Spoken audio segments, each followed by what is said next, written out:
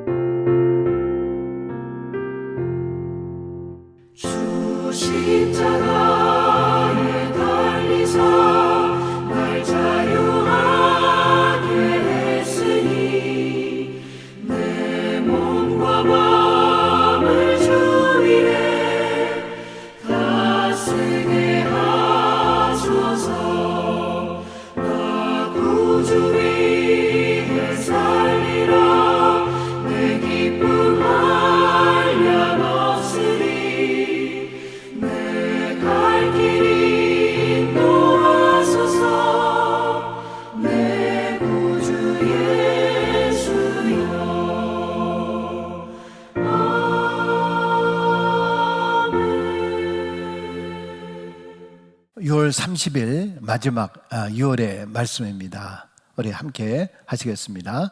6월의 말씀, 항상 기뻐하라, 쉬지 말고 기도하라, 범사에 감사하라. 데살로니가 전서 5장 16절로 18절까지의 말씀. 이제 다음 주일부터는 7월달 또 말씀으로 들어갑니다. 달력 보시고요, 함께 하시고요.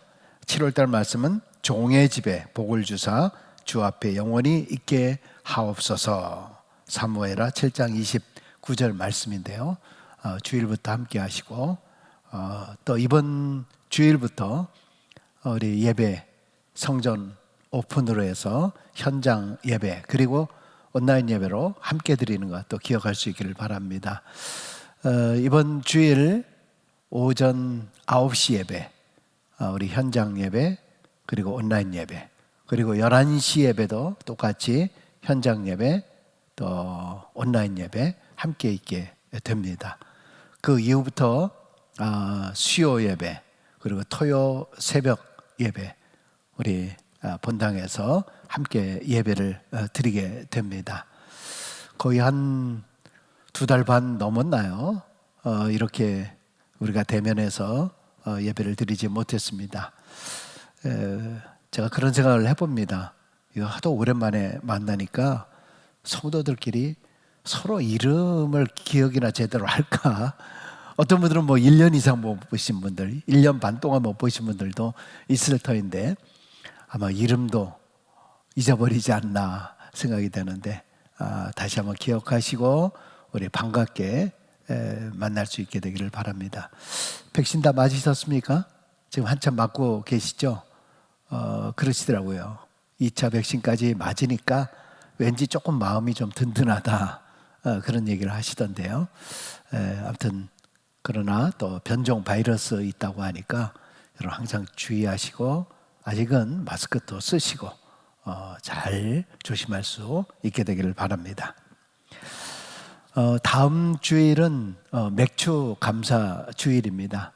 하나님의 은혜를 다시 한번 마음속에 좀 새기면서 지금까지 지켜주신 또 하나님의 은혜를 마음속에 새기는 그런 시간들 될 수 있게 되기를 바랍니다. 반년 동안 주신 하나님의 은혜에 감사하면서 맥주 감사주일 감사 헌금도 함께 드려주시기를 바랍니다. 팬데믹 기간 동안의 주소 및 전화 변경자들은 사무실로 알려주시면 감사하겠고요.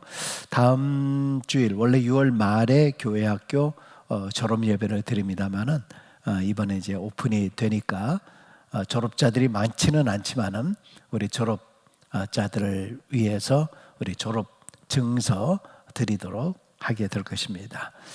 7월달 생명의 삶 교회에서 픽업하시고 이번 주에 오셔서 또 픽업하셔도 되겠습니다. 우리 주일학교 유치부도 마찬가지로 성전 예배가 있으니까 가족들 또 함께 나와서 예배 드릴 수 있게 되겠습니다. 주보에 있는 내용들은 여러분 잘 참조하시고 함께 할 수 있기를 바랍니다. 오늘 아주 짧은 성경 구절인데요. 전도서 6장 10절로 12절까지 있는 말씀 우리 함께 보시겠습니다. 이미 있는 것은 무엇이든지 오래전부터 그의 이름이 이미 불린 바 되었으며 사람이 무엇인지도 이미 안 바 되었나니 자기보다 강한 자와는 능히 다툴 수 없느니라. 헛된 것을 더하게 하는 많은 일들이 있나니 그것들이 사람에게 무슨 유익이 있으랴.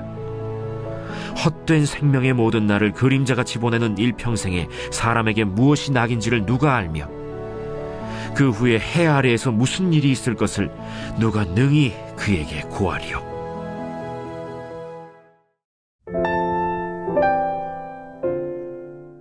네, 감사합니다. 우리 전도서에 있는 말씀 우리 몇 절씩 이렇게 하다 보니까 천천히 진행이 되고요. 벌써 19강이 됩니다. 19번째 말씀을 나누게 되는데요. 이 말씀들을 통해서 한번 우리의 삶에 대한 반성, 또 우리 삶에 대한 것을 한번 생각해 보는 그런 시간들이 될 수 있기를 바랍니다. 여러분은 언제 성경을 이렇게 구절구절 나눠가면서 할 기회가 많지 않거든요. 또 이번 기회를 통해서 한 절 한 절 말씀들을 또 깊이 생각해 보는 시간이 될 수 있기를 바랍니다. 여러분 살면서 우리 인간의 존재, 인간이라고 하는 존재에 대해서 이렇게 한번 생각을 해 본 적이 있습니까? 많은 분들은 사람에 대해서는 돌아가실 때 인생에 대해서 한 번쯤은 좀 생각해 보는 경우들이 있습니다만은 사실은 뭐 인간의 존재에 대해서는 수많은 철학가들이 이런 모양 저런 모양으로 이야기를 한 것을 우리가 보게 됩니다. 아주 오래전에 도대체 사람이란 무엇인가라고 하는 그런 그 제목을 가지고 그 뿌리 깊은 나무인가요? 거기에서 발간한 그 책이 하나 있습니다. 여기에는 각계 그 각층의 저명하신 분들, 뭐 의사나 뭐 신경계통이나 뭐 한의학이나 물리학, 생태학, 무슨 뭐 심리학, 뭐 윤리, 교육 이런 쪽의 분야에 계신 18분들이 자기 나름대로의 도대체 사람이 어떤 존재인가 이런 것들을 그 안에 실어서 이렇게 올려놓았습니다만은, 그런데 그 결론이라고 하는 것이 뭐냐 하면은 한마디로 알 수 없다, 알 수 없다, 잘 모르겠다, 전문가라고 하는 사람들이 쓴 내용인데 사람이란 참 모르겠다라고 하는 것이 결국 결론입니다. 참 이 인간을 연구한다, 인간이 뭐다, 이것은 아무도 결론지어서 얘기할 수 있는 사람은 없을 겁니다.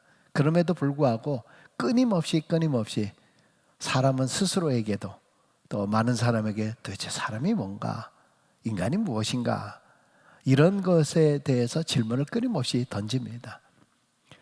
뭐 가요 같은 데서도, 뭐 시 같은 데서도, 또 여러 가지 소설이 됐든 아니면 드라마가 됐든 뭐 이런 것들을 통해서 계속 연구해 보지만은 사람이라고 하는 존재에 대해서 결론으로 얘기할 수는 없는 것 같습니다. 그런데 어쨌든 우리가 전도서를 통해서 우리 솔로몬은 사람이라고 하는 존재에 대해서 몇 가지로 이야기하고 있잖아요. 그게 뭡니까? 헛되고 헛되도다. 그게 첫 번째 주제처럼 말하고 있는 것을 보게 됩니다. 그리고 우리라고 하는 존재, 사람의 존재는 잠깐 피었다가 지어지는 들의 꽃과 같다, 이런 이야기도 했습니다. 또 더불어서 정말 그림자 같은 인생, 새벽 안개와 같은 그런 인생이다. 참 이런 표현들을 통해서 솔로몬은 좀 허무주의자가 아닌가라는 생각을 해볼 수도 있습니다. 그러나 이미 우리는 전도서에 대해서 다 잘 알고 있습니다만은 우리 인생이 그렇게 허무한 인생이 아니라 우리는 하나님께 붙잡힌 존재이기 때문에 어떤 의미에서는 하나님 안에 있을 때에 그 인생의 의미가 유의미한, 그 존재 자체가 하나님의 특별한 존재다라고 하는 것을 강조하고 있다는 것을 우리가 먼저 마음으로 잘 새기고 이 전도서의 말씀들을 묵상을 할 수 있기를 바랍니다. 여러분, 오늘 솔로몬은 이 짧은 오늘 3절밖에 되지 않는 이 구절을 통해서 우리 인생에 대해서 이렇게 이야기를 하고 있습니다. 먼저 10절을 볼까요?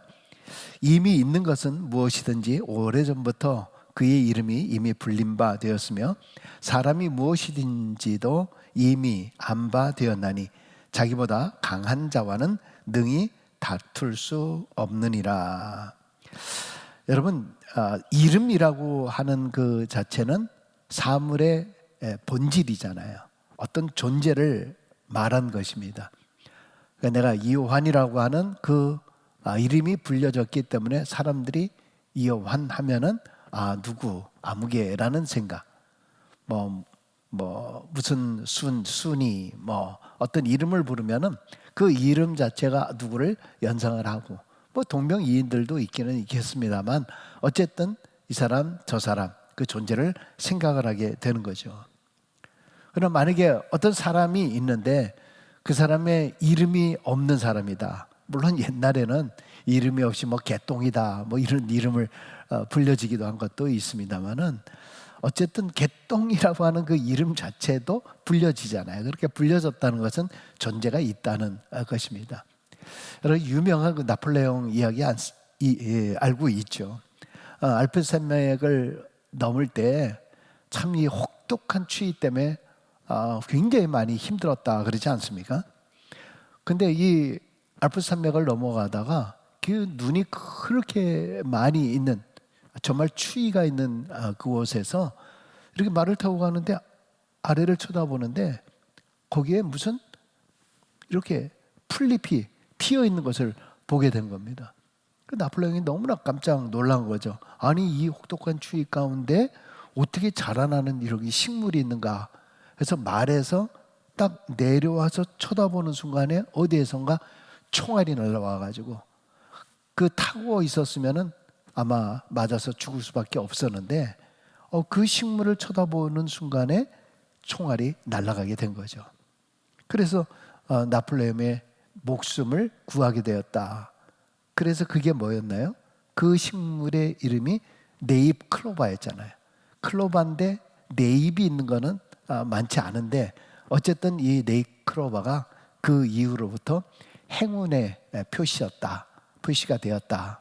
그러니까 그 이름이 행운이다라고 하는 뜻이 된 것이죠. 여러분, 사람이 갖고 있는 이 이름이라고 하는 그 자체가 그것에 대한, 그 사람 자체에 대한 고유한 특색, 또 이 성격, 우리가 이렇게 1년 반 동안 보지 못했어도 어떤 분 생각을 하면은 그분은 이러시지, 그분은 어떠시지, 이런 생각, 우리가 갖고 있는, 우리가 외부적으로 알고 있는 이런 것들로 우리는 성격을 또 규정을 하게 됩니다. 여러분, 하나님은 우리 인간을 만드시고 나서 그 육체를 가리켜서 아담이다 이렇게 불렀다 그랬습니다. 아담이라고 하는 그 뜻은 흙에서 취한 자다. 물론 이제 붉다라고 하는 그런 의미가 있긴 있습니다만 흙에서 취한 자다라고 그렇게 말했습니다. 결국 이 이야기는 인류 최초의 인간인 이 아담, 흙에서 온 존재다. 결국 사람이라고 하는 그 존재는 흙에 불과하다라고 하는 것입니다. 그래서 우리는 흙에서 취하였으니 흙으로 돌아가리라 이렇게 이야기를 했습니다. 여러분이 밟고 있는 이 땅의 모든 것, 이런 것들, 결국 우리도 그 땅으로 돌아갈 존재이다. 그래서 요즘에는 화장들을 참 많이 하죠. 한국은 거의 90% 이상이 화장을 한다 그러는데 화장을 해서 땅에다 뿌립니다. 결국 이것이 흙으로 왔기에 흙으로 돌아간다. 물론 이제 매장을 해도 어차피 언젠가는 흙으로 다 돌아가게 되어 있는 거죠. 사물의 이름이 주어졌다라고 하는 것이 그 본질의 의미가 무엇인가라는 것을 우리에게 말씀해 주고 있죠. 자, 그런데 하나님께서 어떻게 우리를 만드셨나요? 창세기 1장 26절에 보면 우리의 형상을 따라 우리의 모양대로 우리가 사람을 만들고 그들로 바다와 물고기와 하늘의 새와 가축과 온 땅과 땅에 기는 모든 것을 다스리게 하자. 우리의 형상을 따라 우리의 모양대로라고 되어 있습니다. 결국 우리 인간을 만드실 때는 이 우리라고 하는, 물론 이걸 삼위일체다 이야기하기도 하고 이거는 복수, 장엄의 의미가 담겨져 있다. 하나님의 전능하심을 총체적으로 말씀하신 것이다. 이렇게 해석하기도 합니다만 어쨌든 이 말 가운데서는 우리 인간은 하나님의 형상, 이미지 오브 갓, 이거를 이제 신학적으로는 이마고 데이라고 이렇게 이야기를 하는데 하나님의 형상을 가진 존재, 그리고 우리의 모양대로라고 하는 likeness라고 하는 이 말은 형상과 모양이라고 하는 것은 약간 좀 다르죠. 형상은 하나의 이미지다. 그 이미지 속에서는 지적, 지정의가 우리 인간 속에 있는 그런 모습. 또 우리의 모양이다라고 이야기를 할 때는 우리 삼위일체로 얘기할 때는 예수 그리스도의 형상, 예수 그리스도의 모습, 그 인간의 그 모습, 그것을 갖고 이 땅에 우리가 낳게 되었다. 이렇게 해석을 합니다. 그러면서 창세기 2장 19절에 보면 여호와 하나님이 흙으로 각종 들짐승과 공중의 각종 새를 지으시고 아담이 무엇이라 부르나 보시려고 그것들을 그에게로 이끌어 가시니 아담이 각 생물을 부르는 것이 곧 그의 이름이 되었더라. 자, 흙으로, 사람도 흙으로 만들었지만은 이 들짐승들 각종 새들도 역시 흙으로 만들었다. 그들도 마찬가지로 흙으로 돌아갈 존재가 되는 거죠. 자, 그런데 이 아담이 이 들짐승들 또 공중의 새들을 지으셨다. 자, 이거를 우리가 생각해 보면은 이름을 짓는 자가 강한 자입니다. 크신 자입니다. 그러니까 하나님, 엘로힘 하나님, 전능자 하나님이 아담의 이름을 지어줬죠. 또 이 아담이라고 하는 이 존재는 이 들짐승과 모든 것들을 다스릴 수 있는 존재. 그래서 하나님께서 그런 권한을 우리 사람에게 주지 않았습니까? 그렇기 때문에 그 이름을 짓도록 해 주셨다라고 하는 것입니다. 자, 이런 과정을 제가 쭉 설명을 한 것은 뭐냐 하면 조금 아까 8절의 마지막 부분에 보면 자기보다 강한 자와는 능히 다툴 수 없느니라.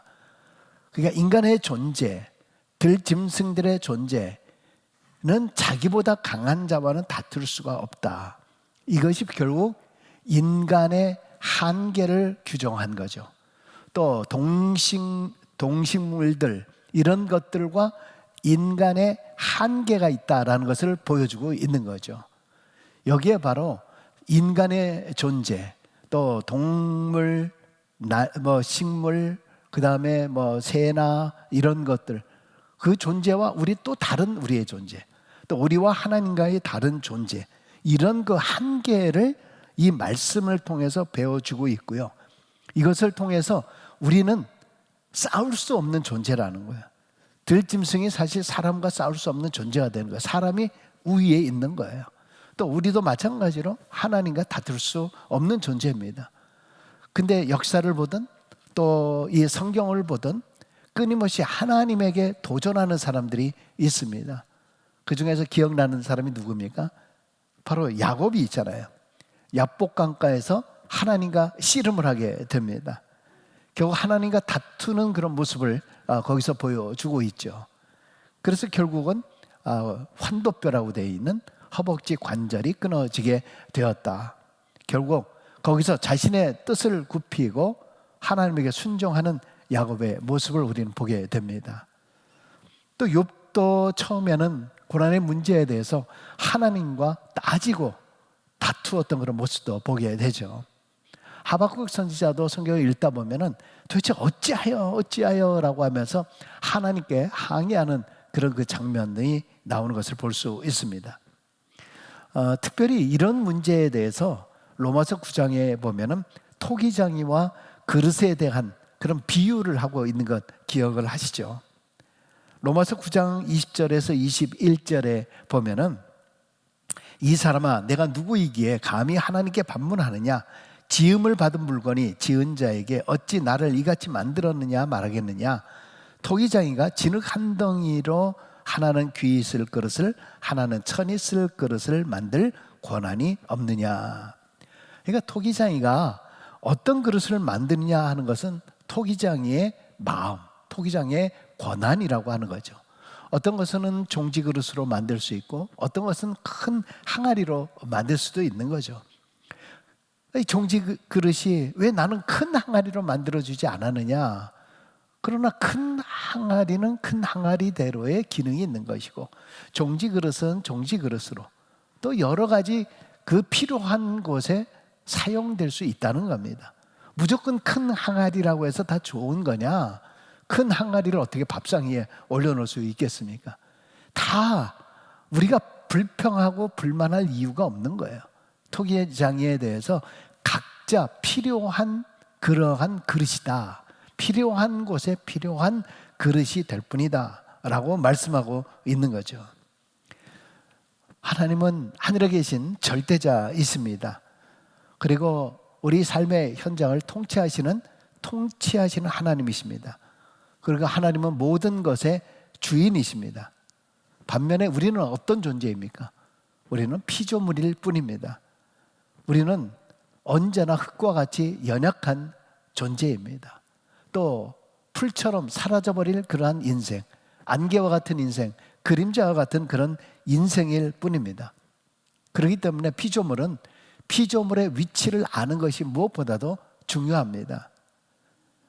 우리가 로봇 같은 거 요즘에 뭐 신문이나 이런 걸 보면은 뭐 로봇 같이 이렇게 만들어 가지고 막 춤도 추는 게 나오고 막 걷는 모습도 나오고, 요즘에는 이제 화성에도 이 로봇을 보내 가지고 화성 그 로봇이 막 이렇게 걷는 그런 모습 송출한 것을 본 적이 있었습니다.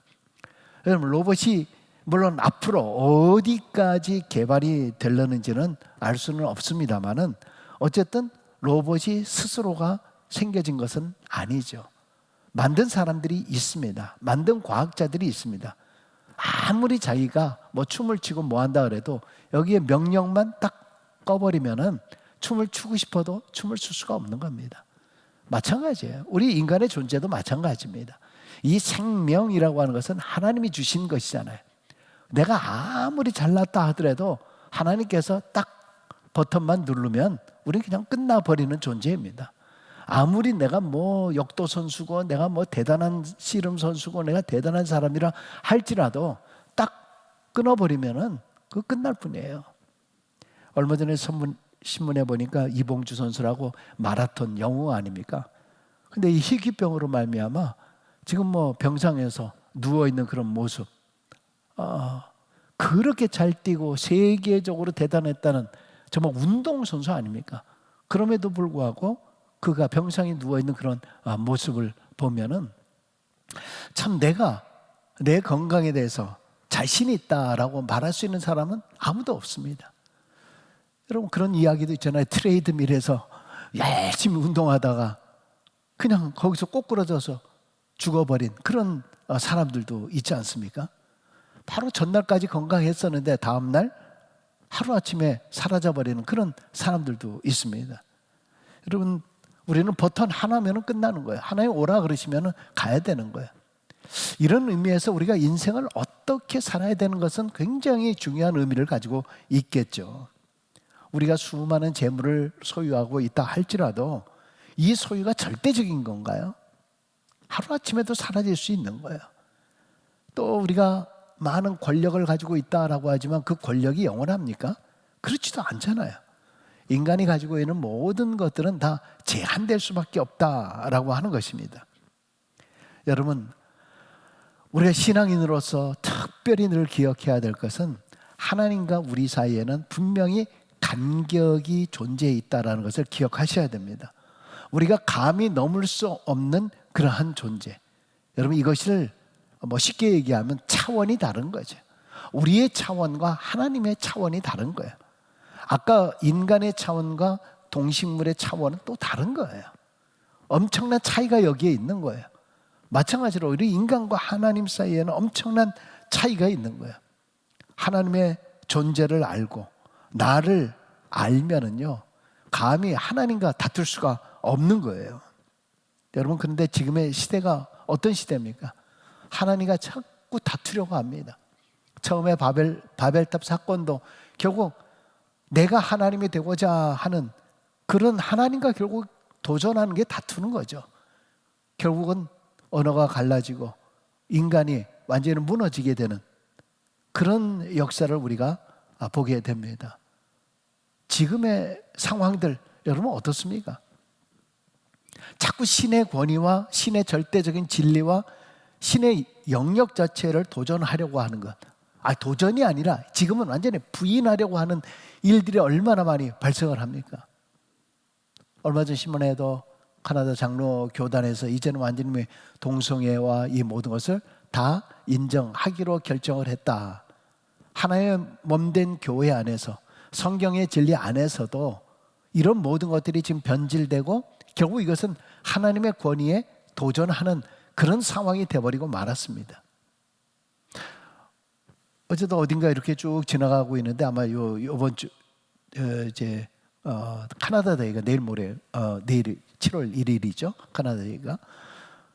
근데 이렇게 지나가는데 거기에 무슨 캐나다 국기하고 막 이런 게 걸려 있는 것을 봤는데 저 옆에 저게 뭐야? 무지개 플래그죠.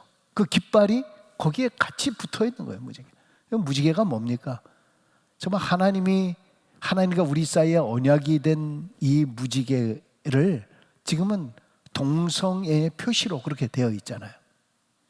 예전에 처치 스트리트 저 다운타운에 이렇게 갔더니 횡단보도 자체가 아예 무지개로 아예 칠해져 있더라고요. 동네 자체를 그렇게 다 되어 있는 거 봐요. 근데 안타깝게도 그 도로 이름이 처치, 교회라고 하는, 그쪽에 과거에 교회들이 엄청 많이 있었던 거 아닙니까? 근데 지금 상황이 그렇게 돼버리고 말았습니다. 하나님의 절대적 권위가 손상되고 무너져버리는, 이거는 하나님을 우리와 사이에 간격이 있는 그런 존재로 여기는 것이 아니라 오히려 하나님을 무시하고 있는 그런 태도, 하나님과 다투는 문제가 아니라 이것은 하나님에 대해서 완전히 우습게 여기는 그런 상황, 인간이 하나님 위에 있는 그런 시대, 참 두렵고 떨릴 때가 참 많이 있습니다. 오늘 솔로몬도 그렇게 얘기하고 있잖아요. 자기보다 강한 자와는 능히 다툴 수 없는 존재. 우리는 그런 존재인데도 불구하고 지금 그런 일들이 일어나고 있잖아요. 11절에 보니까 헛된 것을 더하게 하는 많은 일들이 있나니 그것들이 사람에게 무슨 유익이 있으랴. 여러분, 사람은 무엇을 소유하는 데는 한계가 있는 겁니다. 그럼에도 불구하고 우리는 한계를 인정하지 아니하고 하나님과 우리 사이의 한계를 인정하지 않는 것처럼 자꾸 우리 인간 안에 있는 이런 한계를 인정하지 아니하고 끝없는 이 욕망, 욕심이 우리 안에 얼마나 많이 있는지 모릅니다. 여러분, 하나 가지면 둘 가지고 둘이면은 만족할 것 같은데 셋 갖고 싶고 셋을 갖고 있으면은 또 넷을 갖고 싶은 게 모든 사람들의, 뭐 저를 포함해서 다 마찬가지입니다. 이런 이야기가 있던데요. 그 미국의 윌리엄 허스트라고 하는 신문 편집인이 있는데, 이분이 신문 편집인인데도 불구하고 고대 미술품 수집광이었다고 합니다. 그래서 이 사람이 뭐 어디 고대 미술품이라든가 무슨 뭐 물건이 있다거나 뭐 하면은 뭐 아마 집안에 엄청나게 그거를 다 수집하지 않고는 견딜 수가 없다는 거죠. 그래서 어느 날 뭐 유럽의 왕가에서 쓰여진 이 도자기가 돌고 있다는 이런 소문을 듣고 나서 이 사람이 유럽으로 달려가게 됩니다. 그래서 여러 수소문을 하다가 이것이 어디로 갔는가 파악을 해보니까 어느 한 상점에서 그것이 어떤 언론인에게 팔려서 미국으로 갔다라는 그런 소리를 들은 겁니다. 그래서 이 사람이 다시 또 그 소문의 소문을 하고 소문의 소문을 통해서 미국의 여러 군데를 다 알아보다가 나중에 딱 발견한 게 뭐냐면 그 사람이 바로 자기였다는 거예요. 자기. 하도 뭐를 많이 가지고 있다 보니까 누가 뭐 가지고 있다라고 하면 그것을 자기가 수집하지 않고서는 견딜 수가 없다. 그러니까 자기가 지금 뭘 가지고 있는 거 있는지조차도 모르는 거예요. 너무 많이 가지고 있었기 때문에. 여러분, 이것은 무엇을 시사를 하는 걸까요? 사람이 자기의 가진 것에 대해서 만족하지 못하는 그런 모습들 아닙니까? 여러분, 지금 당장 여러분의 옷장을 이렇게 열어보면 사실 1년 아니면 2년, 3년, 아니면 5년, 아니 10년 동안 한 번도 입지 않은 옷들을 있을 겁니다. 여러분, 가방도 보면은 이거 언젠가는 쓰겠지라고 생각해서 가방 가지고 있는 것들도 엄청나게 많이 있을 겁니다. 버리지는 못하고 아깝다라고 해서 애물단지처럼 또 가지고 있는 것들도 참 많이 있을 겁니다. 신발도 사도 또 시대가 또 바뀌니까 또 새로운 것을 사는데 아까우니까 내가 얼마 주고 사는데 라고 생각하기 때문에 쉽게 버리지 못하잖아요. 그래서 하는 사람들이 하는 말이 이사를 가기 전까지는 이런 거 정리하기가 어렵다, 그런 이야기를 참 많이 합니다. 영성학자인 리차드 포스터가 이런 말을 했습니다. 오늘날 현대인들은 너무 많이 가지고 있기에 비우고 나누는 훈련이 필요하다, 이런 이야기를 했습니다. 우리가 소유하고 있는 것 중에 절반이 없어도 사는데 아무 지장이 없을 것이다. 집집마다 사실 소용없는 물건들이 참 많이 있습니다. 물론 뭐 저도 그렇습니다만 이게 언젠가는 쓰겠지라는 생각 때문에 사실 1년 동안 쓰지도 않는데, 아니 5년 동안 몇 년 동안 쓰지 않는데도 계속 가지고 있는 것들이 있습니다. 참 정리하는 것이 생각보다 쉽지 않아요. 왜냐하면 아깝잖아요. 내가 돈을 들여서 산 거기 때문에. 물론 그렇게 하는 것이 낭비하는 것처럼 보이고 허비하는 것처럼 보이기 때문에 쉽지 않습니다. 그러나 우리가 낭비하고 허비한다기보다는 우리 마음속에 나눔이라고 하는 그 마음을 갖고 있으면 더 중요하다라고 하는 것입니다. 여러분들이 우리가 왜 자꾸 이렇게 움켜쥐고 있으려고 하는 걸까요? 왜 자꾸 내 것이다, 왜 이렇게 움켜쥐려고 하는 걸까? 그걸 다시 한번 생각해 보면은 내 생이 그냥 이 세상에서의 삶으로 끝난다라고 생각하기 때문에 여기에 집착하고 있는 것은 아닌가라고 하는 것입니다. 여러분, 우리 크리스찬의 삶은 이 세상의 삶이 아니라 더 나은 세상, 우리는 이 땅에 있는 삶이 나그네 인생이라고 말은 그렇게 하면서, 인생은 나그네 길이라고 얘기를 하면서 막상 내 삶 자체는 나그네 인생을 살고 있지는 않아요. 여기에서 수백 년, 수천 년이라도 살 것처럼 살아가고 있는 것이 우리의 모습입니다.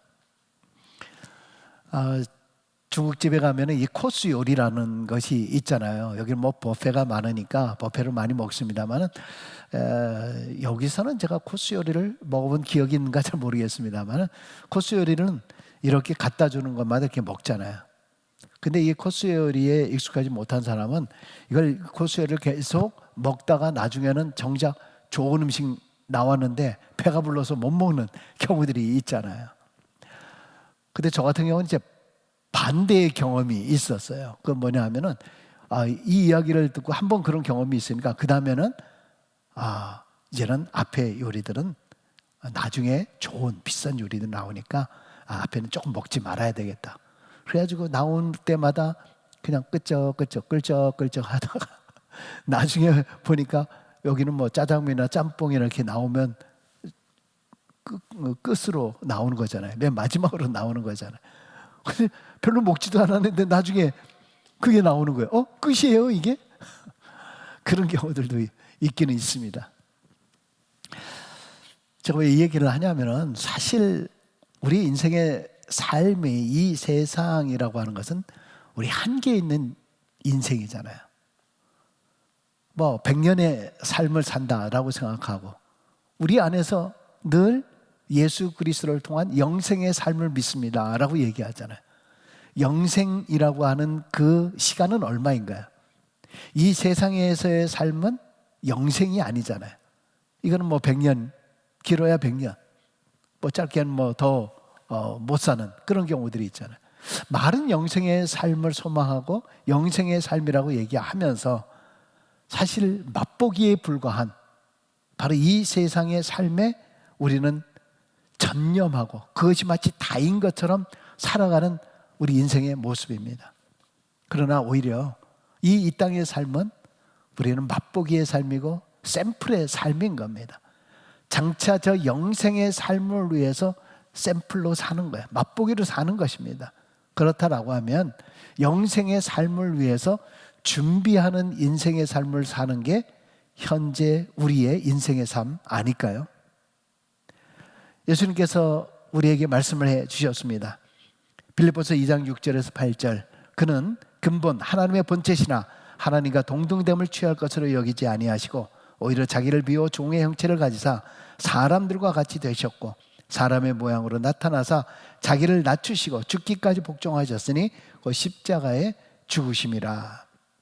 여러분, 결국 예수님께서 이 땅에 오셔서 가장 높으신 하나님, 근본 하나님과 동체이시지만은 그 동등됨을 취하지 여기지 아니하시고 자기를 비웠다. 그래서 종의 형체, 인간의 형체를 가지셨다. 자기를 낮추셨다. 결국 우리가 그리스도를 닮은 삶, 그리스도를 따르는 삶이라고 하는 것이 무엇인가? 비움의 삶이고 낮춤의 삶입니다. 그런데도 불구하고 우리가 과연 크리스찬으로서의 삶을 살고 있으면서 과연 비움의 영성을 가지고 살고 있느냐, 낮춤의 영성을 가지고 살고 있느냐라는 그런 질문입니다. 여러분, 하나님께서는 우리를 성도로 부르셨습니다. 성도라고 할 수 없는 존재임에도 불구하고 감히 우리는 하나님의 마치 본체인 것처럼, 본 제품인 것처럼 하나님께서 우리를 선택해 주시고 성도라고 우리를 불러주셨습니다. 성도라고 하는 말은 거룩한 하나님의 자녀라고 하는 그런 뜻 아닙니까? 노블리스 어블리지라고 하는 그런 말이 있지 않습니까? 그 말이 뭡니까?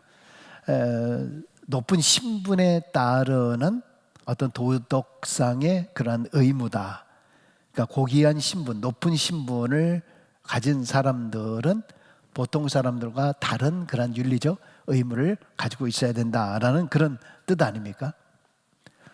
그러나 뭐 우리 세상 사람들, 우리 한국 사회들을 보면은 참 노블리스 오블리지라고 하는 이것이 제대로 지켜지지 않는 것 같아요. 오히려 고위 공직자라고 하는 사람들, 뭐 이런 사람들이 오히려 그런 권한과 그런 것들을 통해서 일반 사람들을 하지 못하는 그러한 일들을 저지르고 또 잘못되는 그런 일들을 참 많이 보게 됩니다.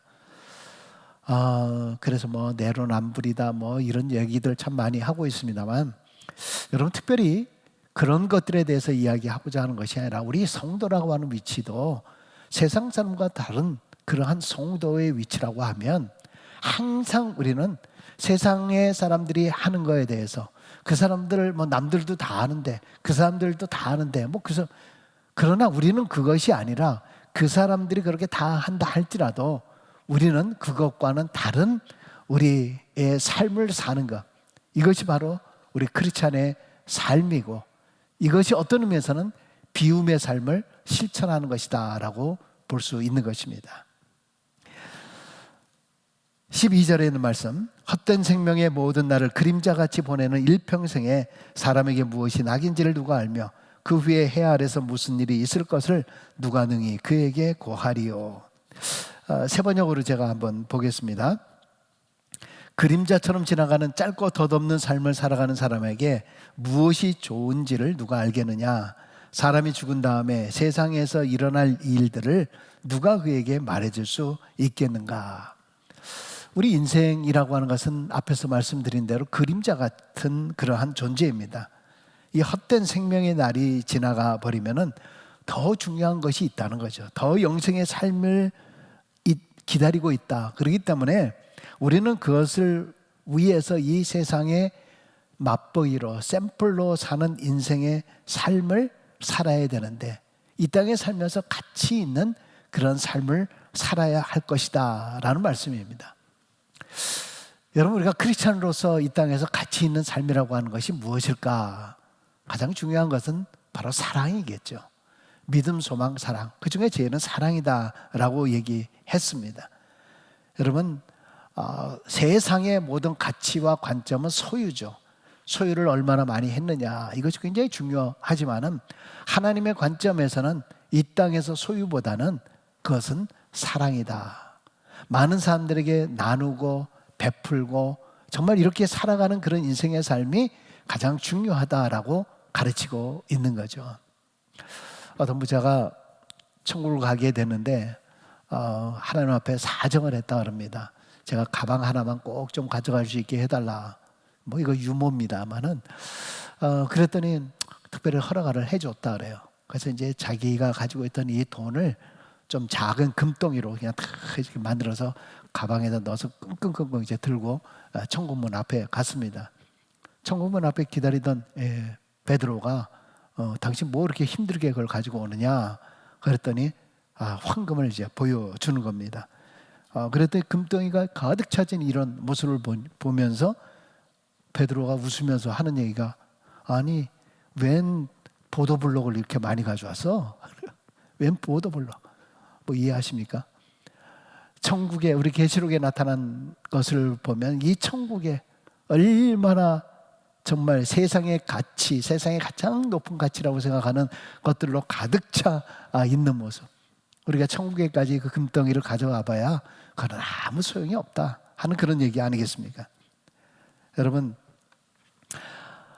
이 땅에 살아가면서 우리가 어떤 모습으로 살아가느냐, 하나님을 사랑한다라고 말은 그러면서 실제 우리의 삶은 하나님을 사랑하고 있는 삶을 살고 있느냐라고 하는 겁니다. 요한일서 4장 20절에 보면 누구든지 하나님을 사랑하노라 하고 그 형제를 미워하면 이는 거짓말하는 자니 보는 바 그 형제를 사랑하지 아니하는 자는 보지 못하는 바 하나님을 사랑할 수 없느니라 그랬습니다. 여러분, 보이지도 않는 하나님을 사랑한다 이렇게 말은 그럴싸하게 하는데 결국 보이는 형제를 미워하면 그것은 하나님을 사랑하는 것이 아니다라고 말하고 있습니다. 하나님을 사랑한다, 그것은 결국 우리 이웃을, 우리 형제를 사랑하는 그런 모습입니다. 사랑은 어떻게 하는 것입니까? 우리의 소유를 나누는 것이고, 우리의 모든 것을 베푸는 것이고, 우리의 모든 것을 섬기는 것이고, 우리의 모든 것을 비우는 것, 이것이 바로 진정한 노블리스 오블리제라고 하는 성도의 삶을 사는 것인 줄로 믿습니다. 디모데전서 6장 7절에서 8절에 우리가 세상에 아무것도 가지고 온 것이 없음에 또한 아무것도 가지고 가지 못하리니 우리가 먹을 것과 입을 것이 있은즉 족한 줄로 알 것이니라. 여러분, 신앙생활 하면서 만족하며 지족하며 살아가는 우리의 인생의 모습, 작더라도 그 속에서 그래도 감사합니다. 남들보다 많지는 않지만 그래도 나에게 일용할 양식 주신 거 감사합니다. 그럼에도 불구하고 이렇게 살게 해주신 거 감사합니다. 그럼에도 불구하고 이 캐나다 땅에서 살게 해준 거 감사합니다. 그럼에도 불구하고 나라로부터 또 이렇게 무엇인가를 받게 해주시니 또 감사합니다. 하나님, 그럼에도 불구하고 나를 살게 해주시니 감사합니다. 그럼에도 불구하고 내가 먹게 해주시니 감사합니다. 여러분, 매일매일 살아가면서 감사하는 인생을 살 때 그 인생이 진정한 행복한 인생의 삶을 살게 되는 줄로 믿습니다. 이 땅에서의 모든 허무함을 깨닫고 영원한 하나님 나라를 늘 기억하며 살아가는 우리 모두가 될 수 있길 주의 이름으로 축원합니다. 기도하겠습니다. 아버지 하나님, 감사합니다. 이 세상을 살면서 참 하나님께서 주시는 모든 것들에 대해서 감사하는 마음으로 살아야 되는데 우리는 세상 속에서 더 많은 것으로, 남들보다 더 큰 것으로, 더 좋은 것으로, 그래서 비교하며 우리 인생을 살아가는 연약한 저희들의 모습입니다. 아버지, 우리 이 땅에서의 맛보기의 삶입니다. 샘플의 삶입니다. 영원한 세상을 더 사모하며 살아갈 수 있도록 도와주시고 늘 현재의 삶 속에서 만족하며 또 감사하며 살아가는 우리 인생이 되게 하여 주옵소서. 예수님의 이름으로 기도드리옵나이다. 아멘. 하늘에 계신 우리 아버지여, 이름이 거룩히 여김을 받으시오며 나라의 임하옵시며 뜻이 하늘에서 이룬 것 같이 땅에서도 이루어지이다. 오늘날 우리에게 일용할 양식을 주옵시고 우리가 우리에게 죄인 자를 사하여 준 것 같이 우리의 죄를 사하여 주옵시고 우리를 시험에 들게 하지 마옵시고 다만 악에서 구하옵소서. 대개 나라와 권세와 영광이 아버지께 영원히 있사옵나이다. 아멘.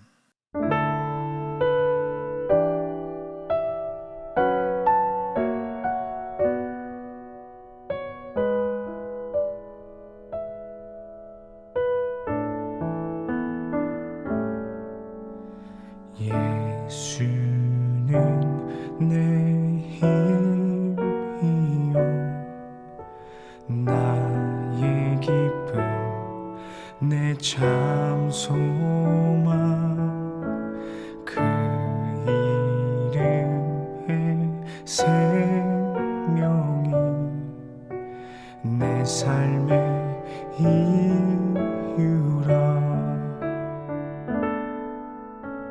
내가 사나 죽으나 그 이름을 위하여 내 모든 것 드리니 나를 받으소서. 오직 주만 따라갑니다. 오직 주만 높임 받으소서.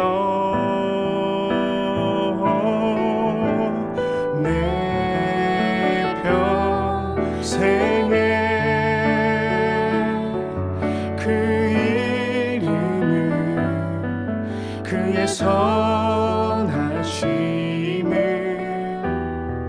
세상에 노래합니다. 그 이름에 그 신 능력 영원한 생명이 내 삶의 이유라.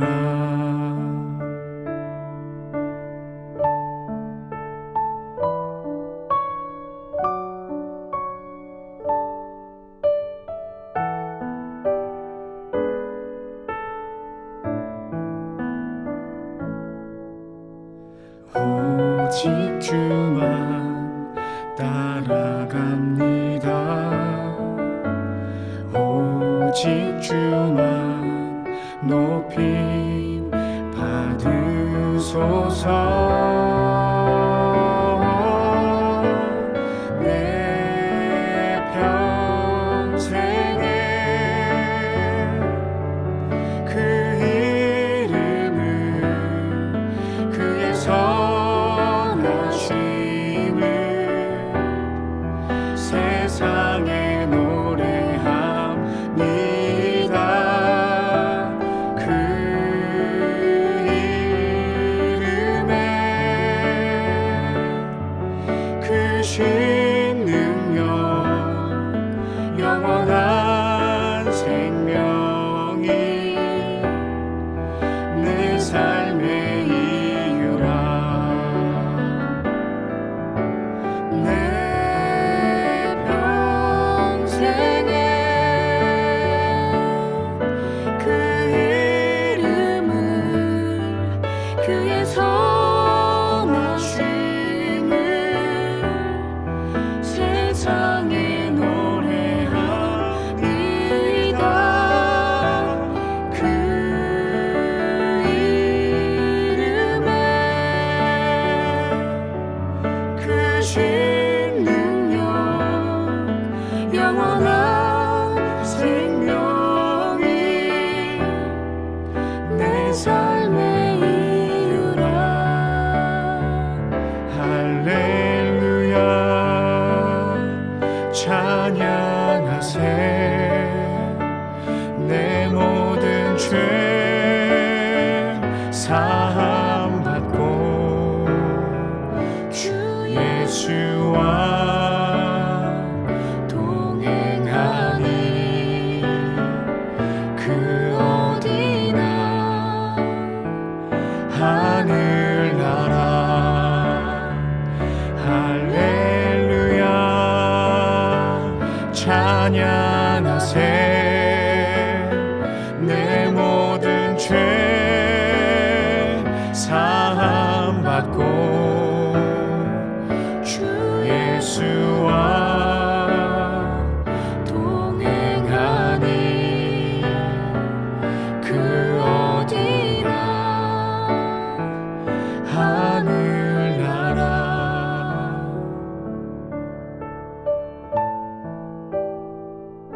내 영혼이